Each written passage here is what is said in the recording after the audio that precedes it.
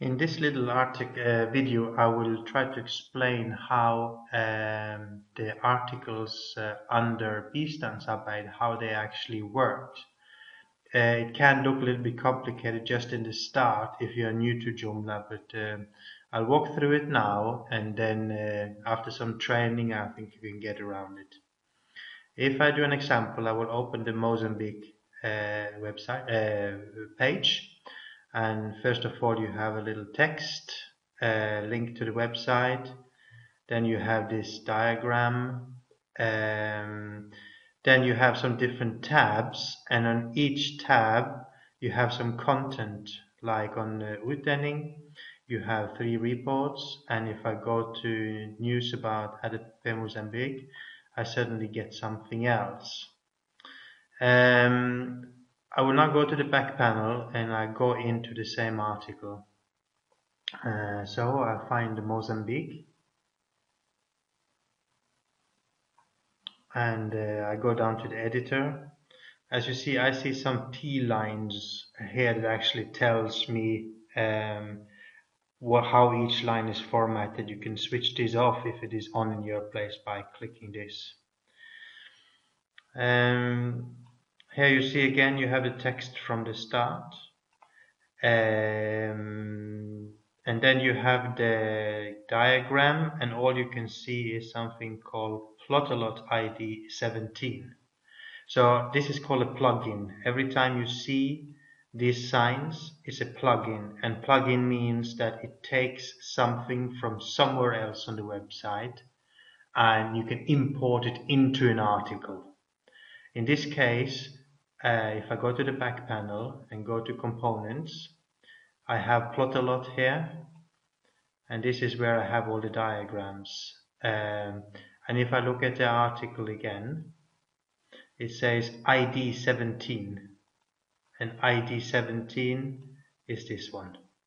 So basically the plugin works by writing this code.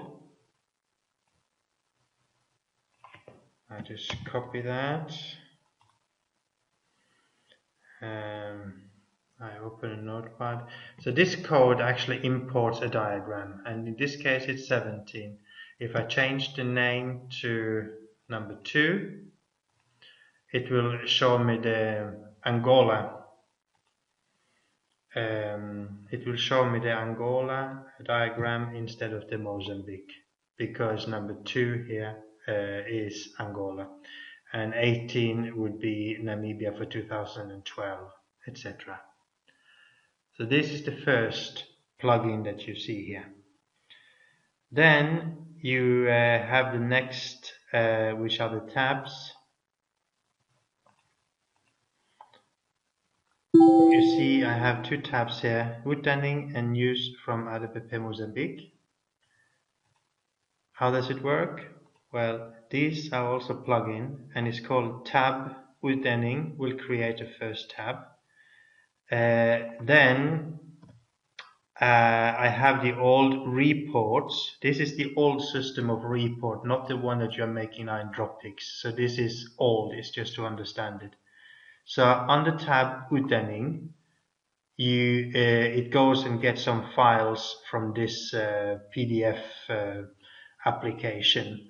And if you go to Utdanning, you see they show up here. Then there's a new tab called Nyheter from ADP Mozambique, and is written comma snart, and then it's loading a module, and this is not important to understand, because when you add a news for ADP Mozambique, it will automatically show up here. But for example, this saying comma snart, coming soon,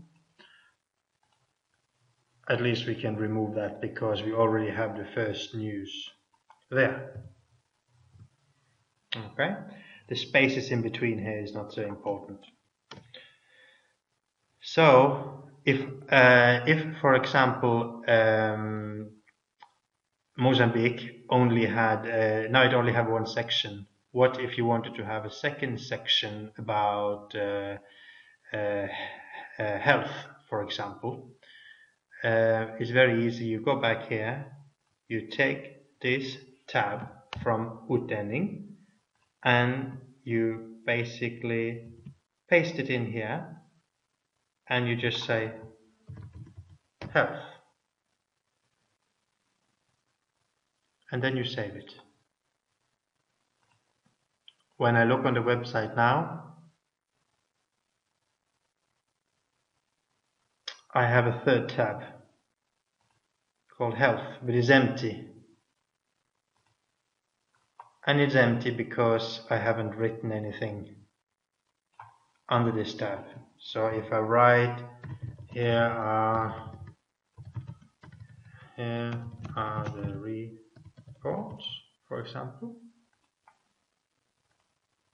then when I check at my front page, I refresh it and I go to the health, and you see now whatever I write after the tab about health will come in here. So now I have 3 tabs. Okay, so there are 2 things to remember here. The first thing is the ID for the diagram. You write it in with a code like this. Here you can see it's inside the table, but it's not really needed. You can paste it just straight into the editor. And then you have the tabs down here. So now I will delete the tab that is called health, because we don't need it anymore. Okay, that is how the article is built up. There's nothing more than that you need to know. I think I will just leave this as a separate film, and then in the next film I will go into how you insert the PDF files into this document here.